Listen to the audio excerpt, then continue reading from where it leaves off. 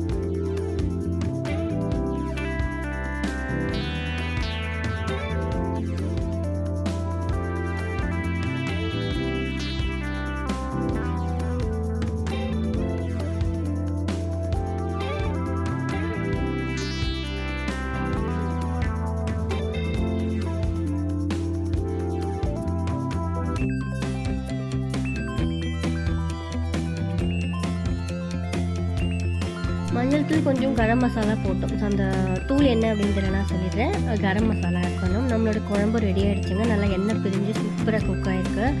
Open பண்ணதும் அவ்வளோ வாசனையாக செம்மையாக இருக்குது. ஸோ இந்த குழம்பு கண்டிப்பாக ட்ரை பண்ணி பாருங்கள். ரொம்ப சிம்பிள் ரெசிபி தான், நல்லாவும் இருக்கும். அண்ட் இதோட குக்கும்பர் ஆனியன் ரைத்தா வச்சு சாப்பிட்டா அட்டகாசமாக இருக்கும். இந்த குழம்பு செஞ்சு பாருங்கள். இந்த மாதிரி குட்டி குட்டியான ரெசிபீஸ்லாம் வேணும்னா மறக்காமல் நம்ம சேனலை ஃபாலோ பண்ணிக்கோங்க. அண்ட் சூப்பர் வீடியோவில் உங்களை நான் ஷேர் பண்ணிக்கிறேன். அண்ட் இப்போது லாஸ்ட் டைம் போட்ட வ்ளாக்லாம் பார்த்துருப்பீங்க. நம்ம ஒரு ஹேர் பேக் சேல் பண்ணுறோம். ஸோ ஃபேஸ் பேக் சேல் பண்ணுறோம். அண்ட் ஹேர் பேக்கும் பார்த்திங்கன்னா நான் ஹோம்மேடாக ரெடி பண்ணுறேன். இது நான் ரெடி பண்ணுறதுனால நான் வீட்டுக்கு எப்படி ரெடி பண்ணுவேனோ அதே மாதிரி அவ்வளோ நீட்டாக க்ளீன் பண்ணி சுத்தமாக பர்ஃபெக்டாக பார்த்திங்கன்னா ப்ரிப்பேர் பண்ணுறேன். அண்ட் இந்த பவுல்லையே நிறைய பவுடர்ஸ் ஆட் பண்ணியிருக்கேன். அதில் ரொம்ப முக்கியமாக கரிசலாங்கண்ணி அண்ட் அவுரி பொடி இந்த மாதிரி நிறைய சொல்லலாம். எல்லாமே முடி நல்லா க்ரோ ஆகிறதுக்கு இல்லையா, முடி நல்ல ஹேர் ஃபாலாக இருக்குன்னா அதை கண்ட்ரோல் பண்ணுறதுக்கு நமக்கு ஹெல்ப்ஃபுல்லாக இருக்கும். அண்ட் ப்ரீமெச்சூர் ஹேர் பார்த்திங்கன்னா ரெகுலராக யூஸ் பண்ணால் நல்ல ரிசல்ட் இருக்குது. ஏன்னா நான் அதை யூஸ் பண்ணிவிட்டு உங்களுக்கு சொல்கிறேன். அண்ட் அது மட்டும் இல்லாமல் ஜடாமாசிலாம் பார்த்திங்கன்னா நம்மளுக்கு மேபி ஏதாவது நம்மளோட ஸ்கேல்பில் இன்ஃபெக்ஷன் இருக்குது, இல்லை ஏதாவது நமக்கு டேண்ட்ரஃப் ப்ராப்ளம் இருக்குன்னா கூட நல்ல சொல்யூஷன் கொடுக்கும். அண்ட் நிறைய செம்பருத்தம்பூ இந்த மாதிரி கிட்டத்தட்ட சீக்ரெட் இன்க்ரீடியன்ஸும் அதில் ஆட் பண்ணியிருக்கேன். இந்த மாதிரி நிறைய இன்க்ரீடியன்ட்ஸ் ஆட் பண்ணி நம்ம ஹெர்பல் ஹேர் பேக் ரெடி பண்ணுறோம். ஸோ உங்களுக்கு வேணும் அப்படின்னா ஸ்க்ரீனில் தெரிகிற நம்பரை மறக்காமல் காண்டாக்ட் பண்ணுங்கள். வாட்ஸ்அப் பண்ணிங்கன்னா நான் டீட்டெயில் எல்லாமே ஷேர் பண்ணுவேன். ஸோ நம்ம சப்ஸ்கிரைபர் அடுத்தடுத்து ஆர்டர் கொடுத்துட்டே இருக்காங்க. நான் எல்லாமே ரெடி பண்ணிகிட்டே இருக்கேன், உங்களுக்கு காட்டுறேன். அண்ட் அரைச்சிட்டு வந்த பொடி நம்ம ஆல்ரெடி வச்சுருந்த பவுடர் எல்லாத்தையுமே ஒன்றா போட்டு ஈவனாக மிக்ஸ் பண்ணி இது ஆக்சுவலாக 100 கிராம் பேக்கில் வரும். எல்லாருமே யூஸ் பண்ணலாம். சின்ன பசங்கள்லேருந்து பெரியவங்க வரைக்கும் தாராளமாக யூஸ் பண்ணிக்கலாம். இதை நீங்கள் எப்படி யூஸ் பண்ணணும்னா நம்மளோட முடிக்கு எவ்வளோ வேணுமோ அந்தளவுக்கு எடுத்துகிட்டு உங்களுக்கு ட்ரை ஸ்கேல்பாக இருந்துச்சு அப்படின்னா நம்ம கர்டு யூஸ் பண்ணலாம். அண்ட் அதுலேயே ஒரு 3 ஸ்பூன் கோகோனட் ஆயில் சேர்க்கலாம். அண்ட் கர்டு அந்த கஞ்சி வடித்த தண்ணி இருக்கும் இல்லையா, ஸோ அந்த தண்ணி இல்லைனா அரிசி தண்ணியிலலாம் நம்ம மிக்ஸ் பண்ணலாம். என்னோட முடி ரொம்ப ஷார்ட்டாக தான் இருக்கும், அதனால் நான் ஒரு 2லேருந்து 2.5 ஸ்பூன் அளவுக்கு அந்த பவுடர் ஹெர்பல் பவுடர் எடுத்துக்கிறேன். அண்ட் நீங்கள் இதை அப்ளை பண்ணுறதுக்கு முன்னாடி ஹேரில் நிறைய, ஏன்னா இந்த சீசன் பார்த்தீங்கன்னா கொஞ்சம் நல்லா ட்ரையாக இருக்கும் ஸ்கேல்பில், அதனால் ஆயில் நல்லா அப்ளை பண்ணிவிட்டு அதுக்கப்புறம் இந்த பேக்கை ஸ்கேல்ப்லேருந்து எண்டு வரைக்கும் நல்லா ஃபுல்லாக அப்ளை பண்ணிவிட்டு நீங்கள் முடிச்சு வச்சிடலாம். ஒரு 20 மினிட் ½ அன் ஹவருக்கு அப்புறம் வாஷ் பண்ணலாம்.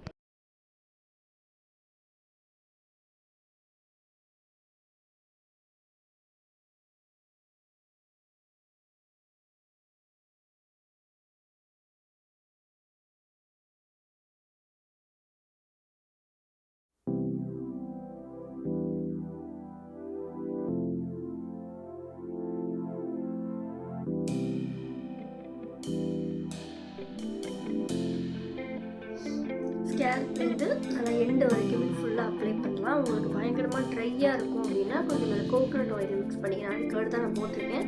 கொஞ்சம் கோகோனட் ஆயில் மிக்ஸ் பண்ணி நம்ம அப்ளை பண்ணலாம். ஸோ எனக்குலாம் பார்த்திங்கன்னா முடி வளராது அப்படின்லாம் கிடையாது. மேக்ஸிமம் முடியெலாம் பார்த்திங்கன்னா நல்லா ஹிப்புக்கு கீழே தாண்டி அடர்த்தி வளரணும்னா அது நம்ம ஜீன்லேயே இருக்கணும். ஸோ நம்ம அம்மா பாட்டி அவங்களுக்குலாம் இருந்தால் தான் நமக்கு வரும். இல்லைன்னா ரொம்ப ரேர் தான் முடி லென்த்தாக வளர்றது. இருக்கிற முடியை பார்த்திங்கன்னா கொட்டாமல் கொஞ்சம் சேஃபாக வச்சுக்கிறது நல்லது. நான் வளர பார்த்திங்கன்னா ஷார்ட் பண்ணி விட்டுட்டே இருப்பேன். எனக்கு கொஞ்சம் லைட்டாக வளரும், ஆனால் கட் பண்ணிவிடுவேன். ஆனால் ஏதாவது ஒரு பேக் யூஸ் பண்ணிக்கிட்டே இருப்பேன். உங்களுக்கு கொஞ்சம் இந்த கிரே ஹேர் ஒயிட் ஹேர்லாம் அதிகமாக வர ஆரம்பிச்சு ஹேர் ஃபாலாக கொஞ்சம் கேர் பண்ணுறது இடையில விட்டுட்டேன். வெளியில் போகிறதால மறுபடியும் ஸ்டார்ட் ஆகிடுச்சு. நம்ம பேக் யூஸ் பண்ணால் சூப்பராக இருக்கும். மறக்காமல் ட்ரை பண்ணி பாருங்கள். நல்லா ஸ்கேல்ப்லேருந்து எண்டு வரைக்கும் ஃபுல்லாக வச்சுட்டு உங்களுக்கு டக்குன்னு கோல்ட் பிடிக்காது அப்படின்னா நீங்கள் தாராளமாக ஒரு 45 மினிட்ஸ் வச்சுருக்கலாம். இல்லை எனக்கு டக்குன்னு கோல்ட் பிடிக்கும்னா ஒரு 25 மினிட்ஸ் 25 மினிட்ஸ் வச்சுருந்தாலே போதும், யூஸ் பண்ணலாம்.